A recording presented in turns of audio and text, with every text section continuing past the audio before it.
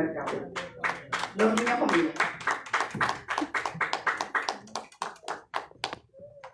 Bendiciones.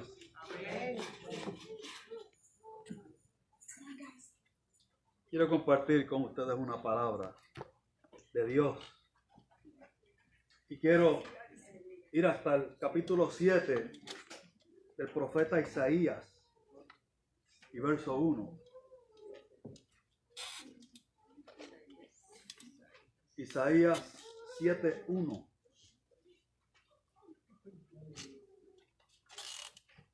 Quiero comentar sobre el trasfondo, en qué momento ocurrió esto. Y quiero recordarles que el pueblo de Israel, el reino de Israel se dividió en dos. El reino del norte compuesto de 10 tribus y el reino del sur compuesto de 2. En el reino del norte la capital era Samaria.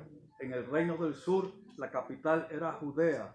Cuando usted va al Antiguo Testamento y usted lee acerca de los israelitas, está leyendo acerca de los que poblaban el reino del norte.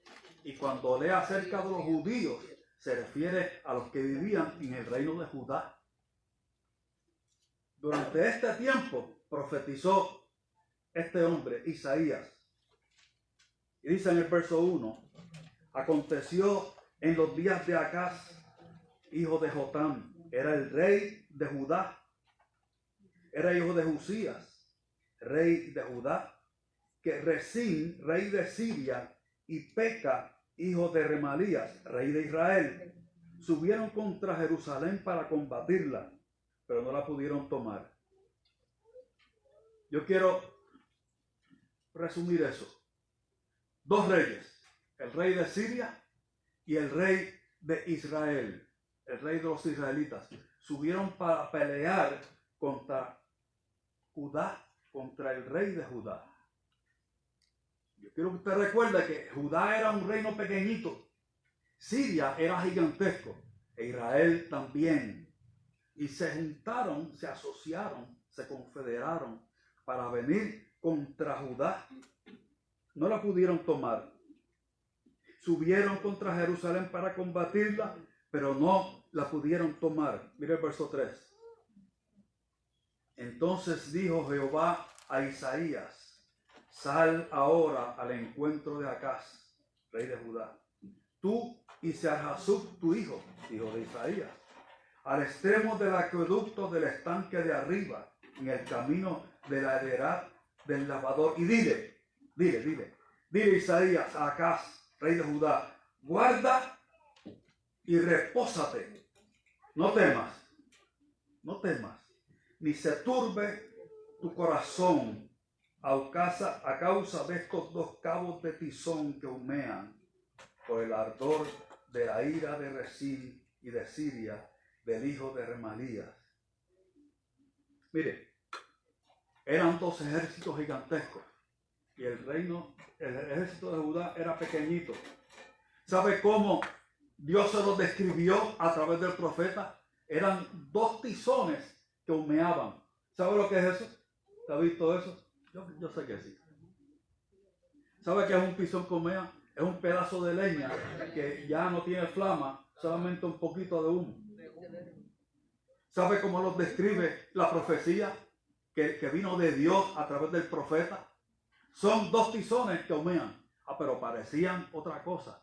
Los miraban, aquello era una multitud que estaba rodeando a Jerusalén, a Judá.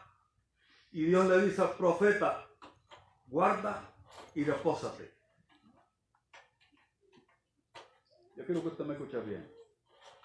En ese momento, guardar y reposar tenía que ser una decisión.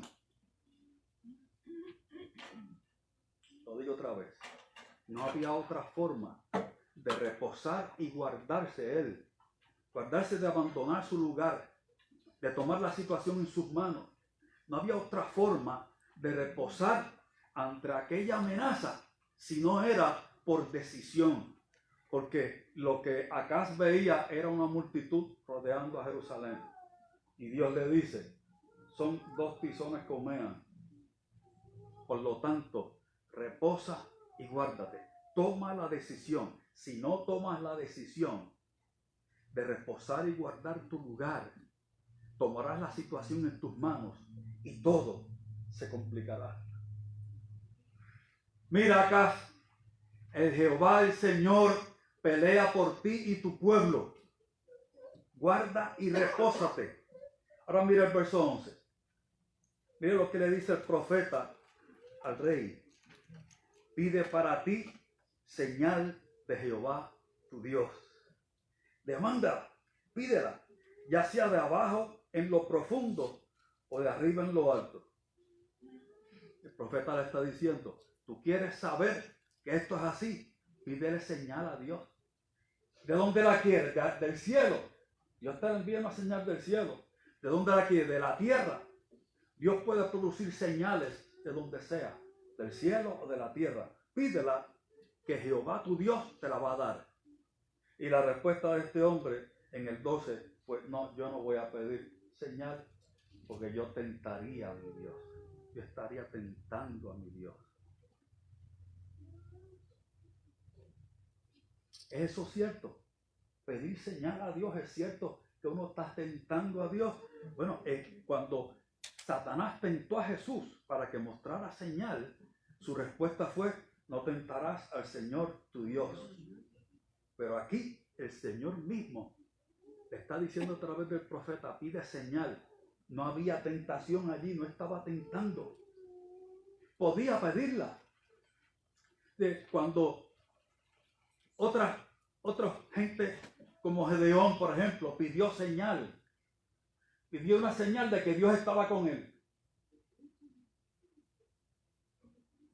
Y a Gedeón se le ocurrió decir, pues, si Dios está conmigo y Dios está con nosotros y nos va a acompañar en esta misión, yo te pido una señal. Yo voy a poner un vellón de lana en el campo y que esta próxima madrugada el vellón se moje y el campo quede seco.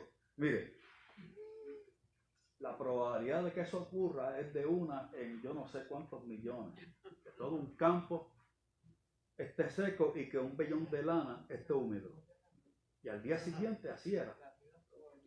Así era. Así mismo ocurrió.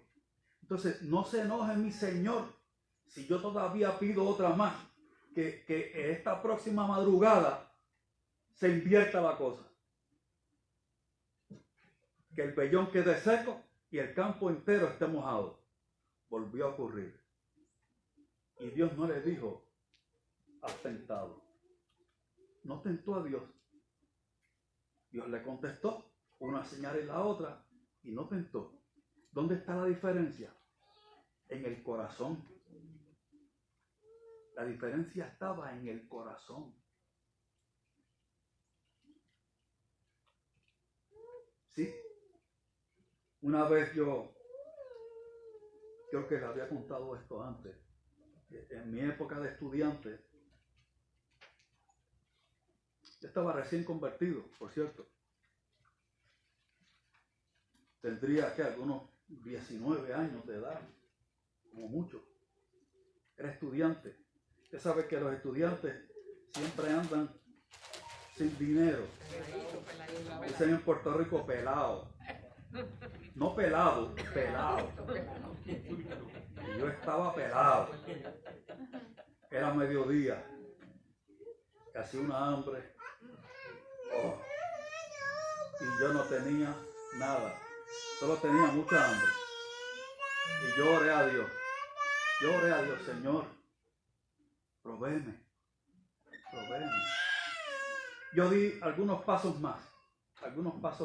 Caminé por aquella acera y sin tener por qué, yo miré hacia el suelo y había allí un billete de $10. Usted ha estado así pelado y usted se encuentra un billete de $10 al mediodía. Aquello equivalía a 100, por no decir que a 1000. Aquello equivalía a la diferencia entre pasar el resto de la tarde en un salón de clase con hambre y poder almorzar. ¿Sabe? Yo me detuve en aquella acera y yo di gracias a Dios. Oye, yo me detuve en el mismo medio. Señor, gracias. Tú me oyes. Y para mí fue aquello tan impresionante. $10. ¿A quién impresiona $10? Si ahora usted le da $10 a un niño suyo y se le queda mirando, eso nada más.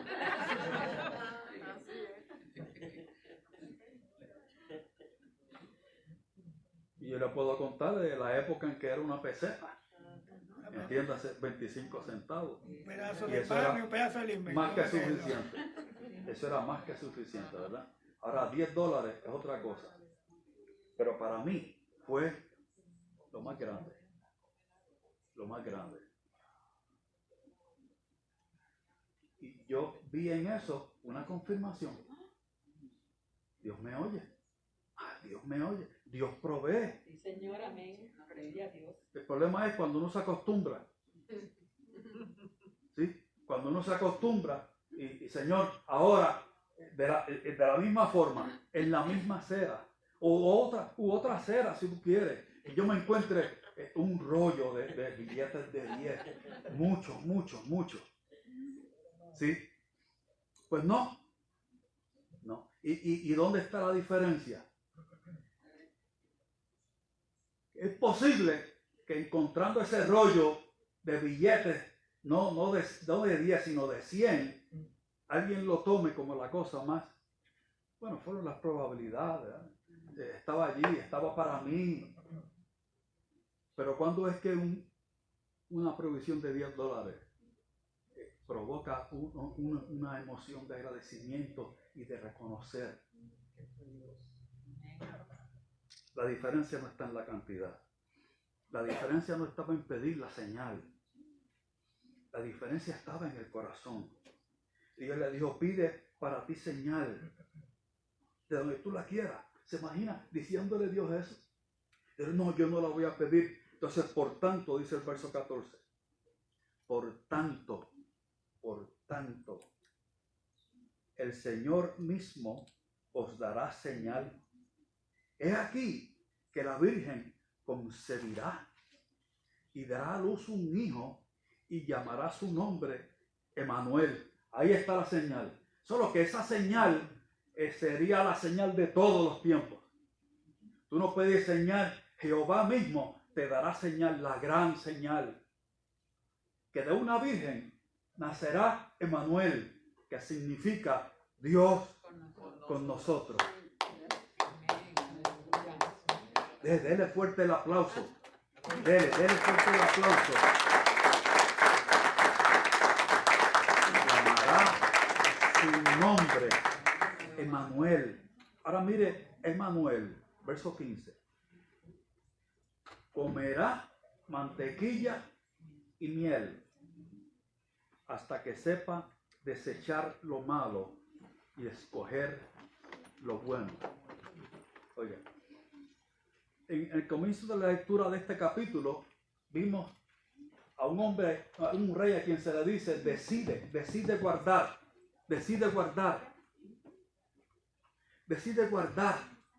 El profeta Habacuc dijo, escúchame bien, el profeta Habacuc dijo, en el día de la angustia estaré quieto. Cuando dijo eso no estaba en angustia. Él dijo, cuando llegue el día de la angustia, yo estaré quieto. ¿Y qué es estar quieto en el día de la angustia? No hacer nada. No. Quieto porque no me moverá de mi lugar la angustia. Guardaré mi lugar. No abandonaré mi lugar. Fue lo que dijo Habacuc y no estaba en angustia. Por cierto, cuando esté en angustia, no tome decisiones. Cuando esté enfermo, no tome decisiones importantes. No tome decisiones importantes cuando está molesto. No tome decisiones importantes cuando está enojado. No tome decisiones importantes cuando está en el tapón del tránsito. No tome esas decisiones cuando está haciendo turno. Allí, Cuando va tarde para un compromiso, no tome decisiones importantes cuando está deprisa. Pero a este hombre se le dijo, guarda y repósate. Ahora dice en el verso 15 que Emanuel, una vez que naciera, comería mantequilla y miel. ¿Hasta qué? Es decir, habría un momento, estaría comiendo mantequilla y miel como todos los demás niños. Esa era la dieta de los niños en aquel entonces. Mantequilla y miel. La dieta de los niños no pudientes. Ellos comían mantequilla y miel. ¿Para siempre? No. Hasta que sepa desechar lo malo y lo bueno y escoger lo bueno. Hasta que sepa desechar lo malo y escoger lo bueno. Se está diciendo de Jesús. Oiga, Jesús era completamente hombre, completamente Dios y completamente hombre. Y Jesús tendría que saber escoger. Hay un momento que iba a comer miel y mantequilla, pero Jesús llegaría un momento en que necesitaría poder escoger, es decir, tomar decisiones. ¿Qué es escoger sino tomar una decisión? Oiga, no decidir es escoger. No hacer nada es escoger. Cuando Dios le dijo al rey, reposa y guárdate, no le estaba diciendo no hagas nada. No, haz esto, reposa y guárdate. Decídelo. Porque si tú permites que las circunstancias te controlen y no tomas la decisión de guardar tu lugar, te verás abandonando tu lugar respondiendo a las circunstancias. Te verás reactivo a las circunstancias y contestándole a las circunstancias, aunque eso implique abandonar tu lugar. No así Jesús. Jesús aprendería a escoger hasta que supiera escoger entre lo malo y lo bueno. Jesús creció. Por eso Jesús no nació siendo adolescente ni siendo adulto. Eso pudo haber sido. Pudo haber sido. Pero Jesús nació niño como todos los demás, como todos nosotros, como todos los mortales. Jesús nació así y creció. Y Jesús, óyeme bien, vivió tomando decisiones. Jesús vivió tomando decisiones. Que las decisiones que siempre que tomó iban considerando quién era Él. Conforme a quién era Él. Por eso a los 12 años, cuando sus padres y Él subieron a Jerusalén a adorar, cuando regresaron, cuando iban de regreso, esta familia, Jesús se les perdió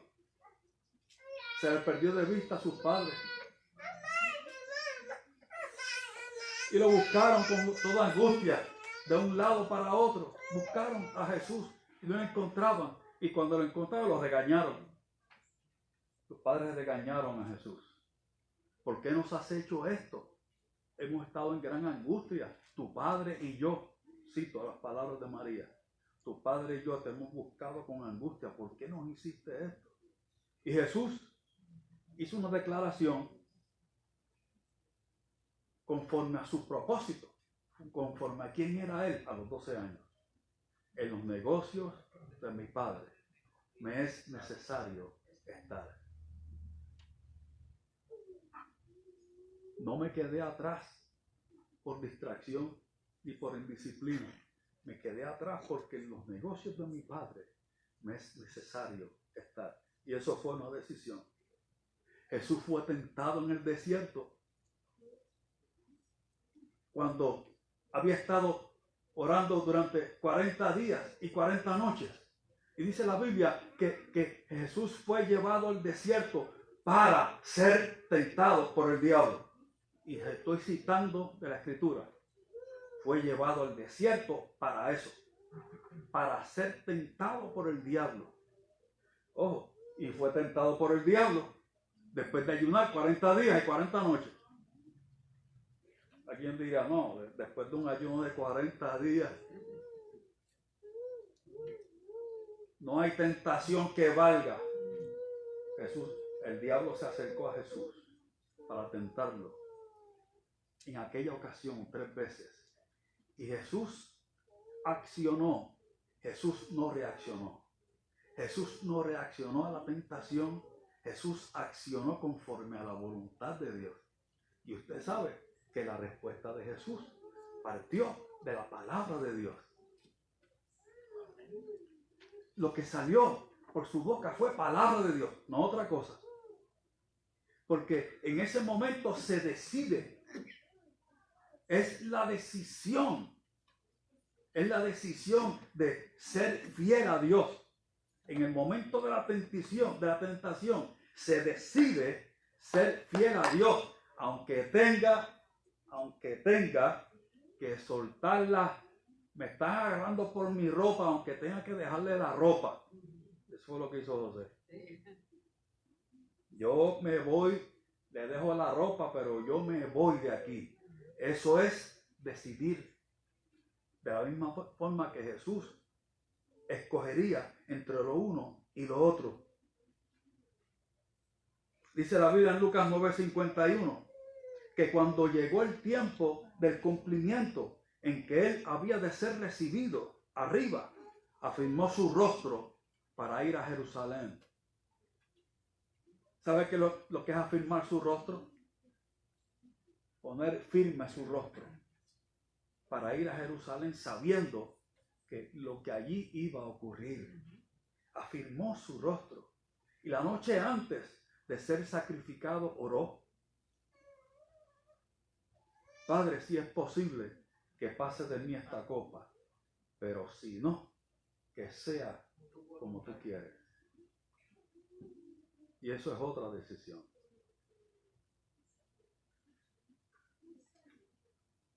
Eso es otra decisión. Que sea como tú quieres. Adán y Eva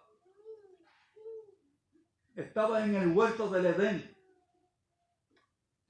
Y Dios les dijo: de todo árbol que hay en el huerto podrán comer, pero del árbol que está en el medio, y lo identificó, la ubicación, que es el árbol de la ciencia del bien y del mal, también se lo identificó, de ese no podrán comer. Si no se podía comer, ¿por qué estaba allí?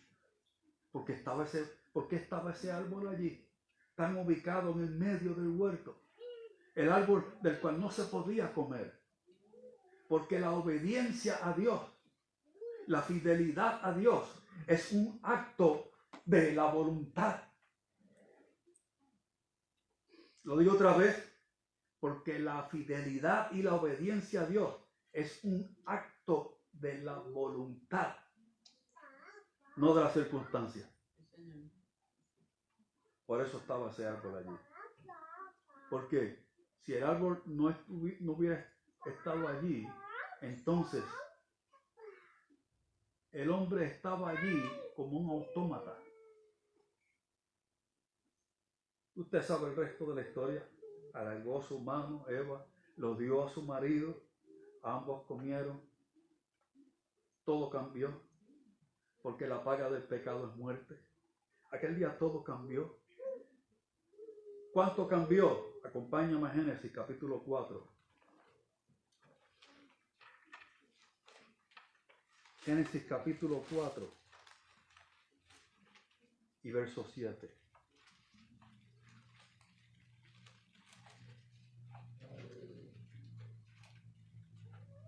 Y ahora quiero hablar de uno de los hijos de ellos. Caín. Dice que ambos hermanos salieron al campo y a presentar a Dios una ofrenda. Y Abel, que era pastor, tomó de lo más lindo del rebaño. Cuando usted lea la Biblia, usted verá detalles que arrojan luz sobre lo que ocurrió aquí. El detalle dice que este hombre joven, tomó de lo más lindo del rebaño para ofrecérselo a Dios en sacrificio. Y cuando habla de Caín dice que era agricultor y tomó algo del fruto de la tierra. Es decir, lo que encontró.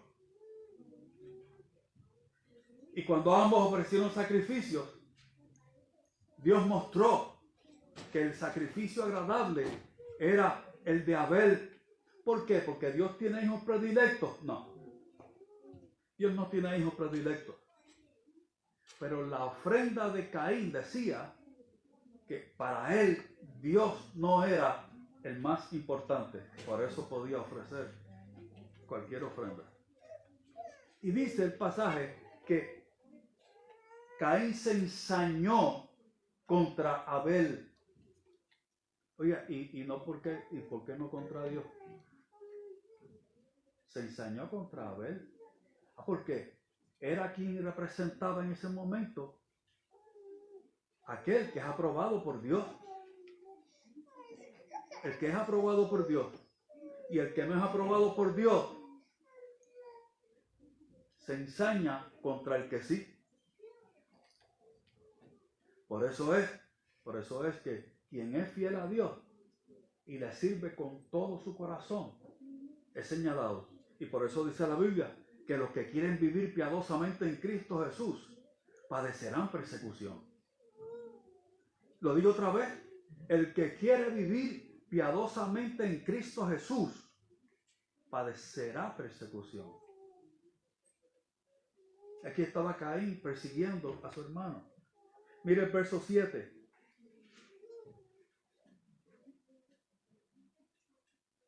Verso 6, perdón.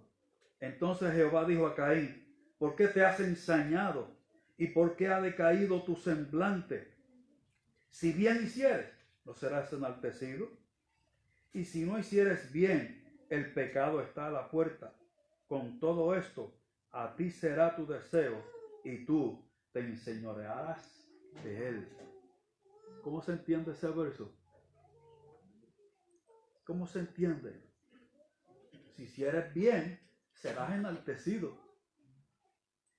Si no, la posibilidad de pecar está a la puerta. Era precisamente lo que estaba ocurriendo.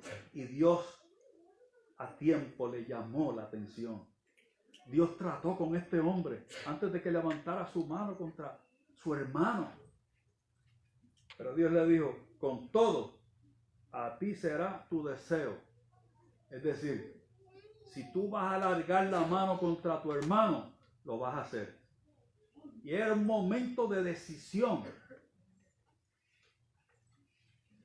Eso no es fortuito, eso se decide. Tomó la decisión de matar a su hermano. Las consecuencias de decisiones como esa, te dirán: no, es pecado. Sí es pecado. Claro que sí que es pecado. Una decisión en contra de la voluntad de Dios. ¿Qué repercusiones puede tener eso? ¿Hasta dónde llega eso? Usted sabe que fue echado también del huerto del Edén. Usted sabe que fue echado de la presencia de Dios, quise decir.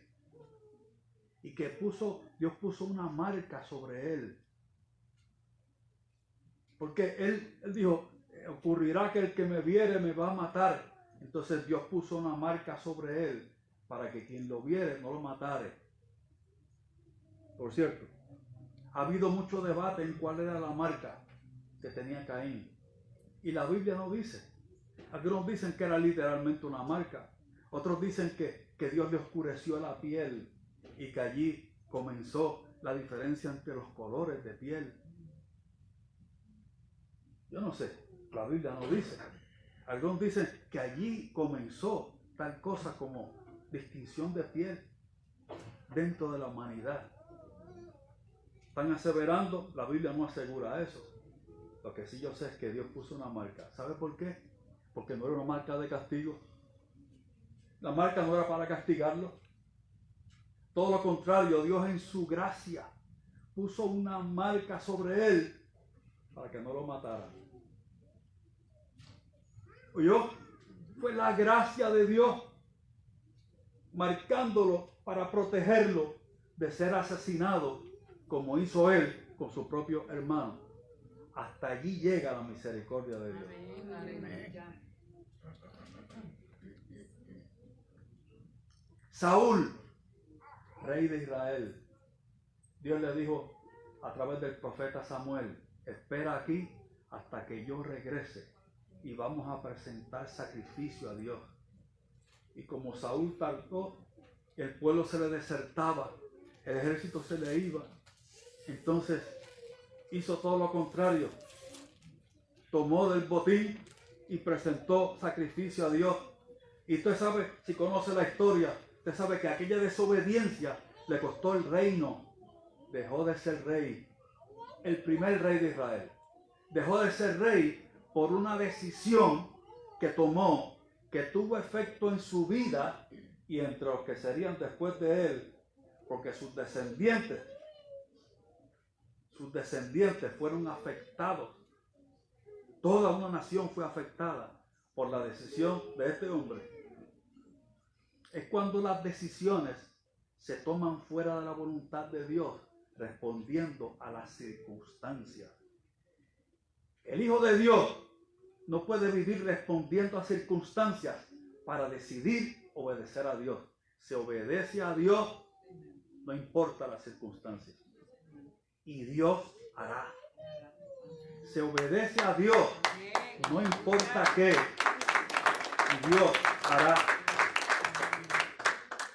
Se hacen las cosas conforme a la voluntad de Dios.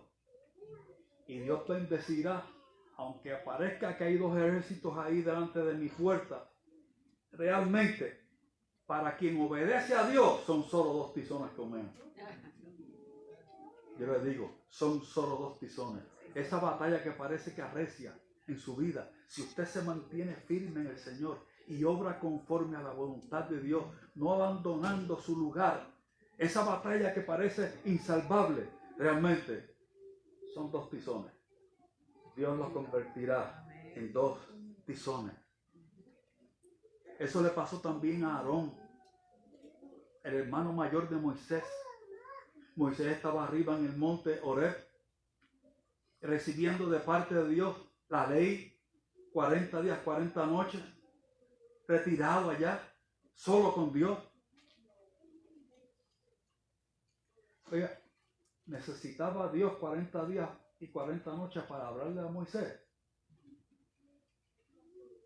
Si con su palabra, creó los cielos y la tierra en 6 días y en el séptimo reposó.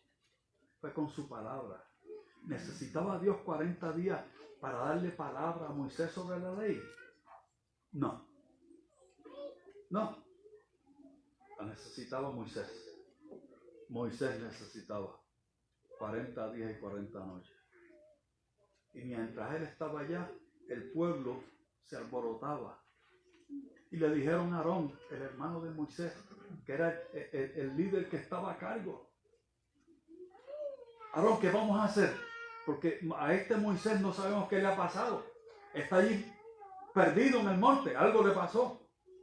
¿Qué vamos a hacer? Aquel hombre, Aarón, oiga, Aarón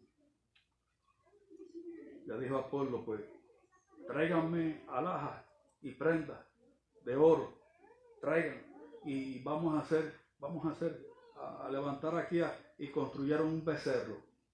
Mire que un becerro. No, pero era de oro, sí, pero un becerro. Un becerro de oro. Y ahora estaba todo el pueblo adorando al becerro. Y cuando Moisés descendió del monte, encontró con aquella imagen. Todo aquel pueblo venerando, inclinándose delante de un becerro de oro que ellos mismos habían hecho.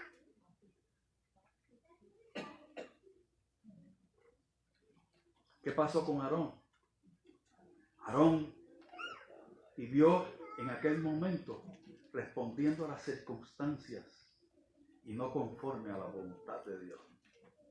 Él sabía que aquello no era de Dios. Pero se dio ante la demanda del pueblo. Abandonó su lugar. Ya casi termino. En cierta ocasión, en el pueblo de Israel había hambre, mucha hambre, mucha hambre.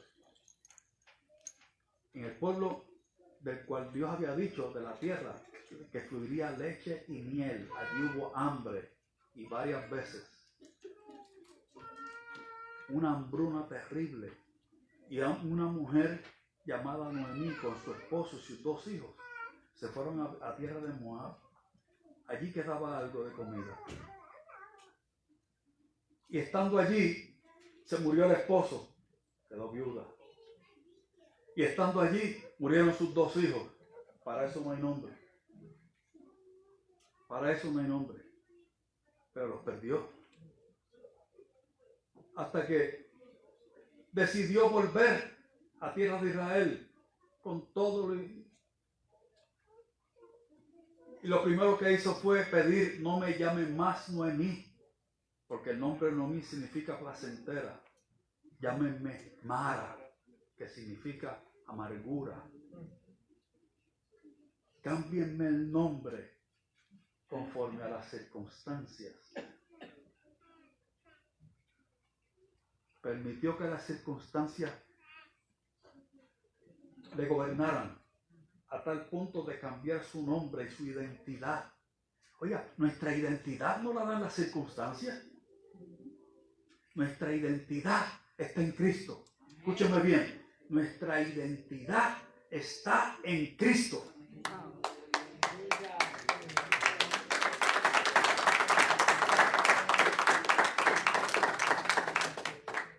No es la circunstancia. Si nuestra identidad no es Cristo, viviremos respondiendo a los cambios de esta sociedad. Por eso algunos están ahora aceptando cosas que a todas luces, según la palabra de Dios, no es la voluntad de Dios. Y lo están aceptando como bueno por las circunstancias. Y han abandonado su lugar. ¡Ah! ¡Qué terrible!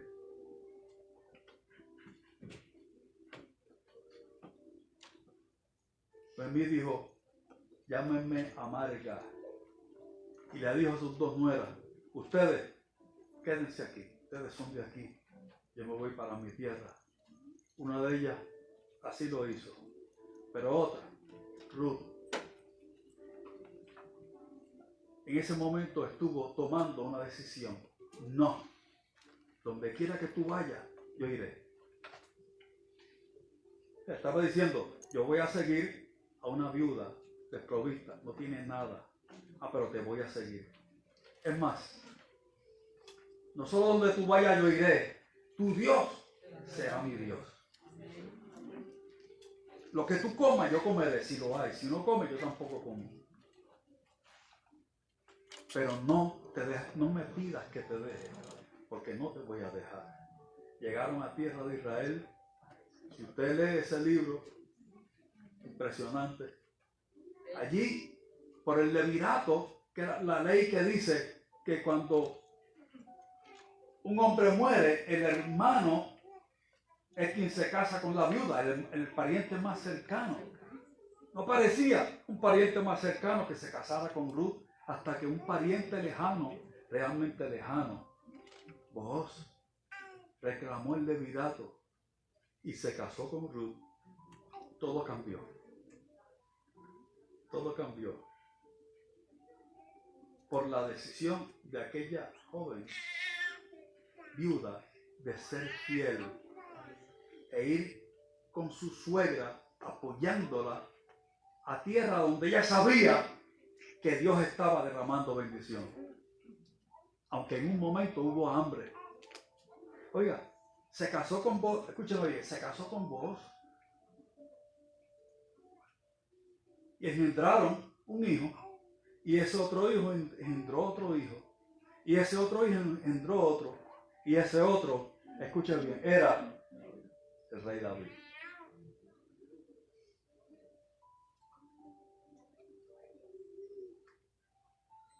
Ruth, sin saberlo, iba a ser la bisabuela del rey David. Y no se supone que estuviera contada entre los ascendientes de David, de ningún judío, porque era gentil, era moabita. Pero por la fe, dice Hebreos, por la fe entró allí. Por la fe está en esa lista de ascendientes de Jesús. Porque decidió en fe seguir con su suegra a tierra de Dios. Aunque parecía que no era ganancia. Pero decidió. Oiga bien, una decisión en la voluntad de Dios, aunque en el momento parezca pequeña, es cuando decido hacer lo que yo sé es la voluntad de Dios, lo que agrada a Dios. Aunque en ese momento parece pequeño, Dios la prospera. Porque lo que es pequeño para los hombres es grande para Dios. Un acto de obediencia, una decisión de obediencia que parece pequeña para los hombres, para Dios es valiosa. Porque habla de alguien que quiere obedecer a Dios y obrar en fe. Y sus decisiones están enmarcadas dentro de la voluntad de Dios y no conforme a las circunstancias. Aleluya. Tengo que decir más. Tengo que decir más. ¿Hasta dónde llega eso? ¿Hasta dónde puede llegar el efecto? Puede llegar tan lejos como generaciones después de nosotros. Llega tan lejos como tercera y cuarta generación. Hay que oír el pasaje, ese otro mensaje. Tercera y cuarta generación están en sus lomos hoy. Y la decisiones que usted tome en la voluntad de Dios serán para bendición de ellos. Porque Dios lo hace así. Dios prospera y Dios honra a los que le honran. Estemos puestos de pie. ¿Quiere orar conmigo? ¿Quiere orar conmigo?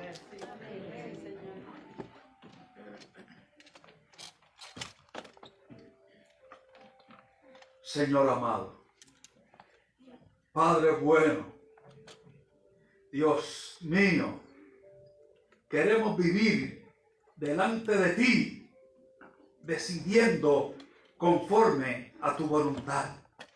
Y te estamos diciendo hoy, haznos así y aún añádenos, que nuestras decisiones y nuestro escoger, nuestra selección, queremos que estén marcados dentro de tu voluntad.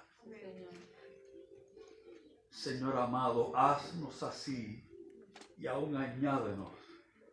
Sabemos que tú prosperas, tú bendices y prosperas las decisiones que hacemos en ti.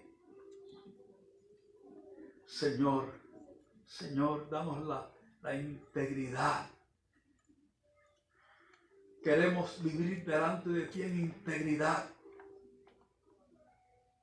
Cuando llegue ese momento a diario de decidir, queremos decidir por ti, oh Dios, por ti, Padre bueno, y tú prosperarás.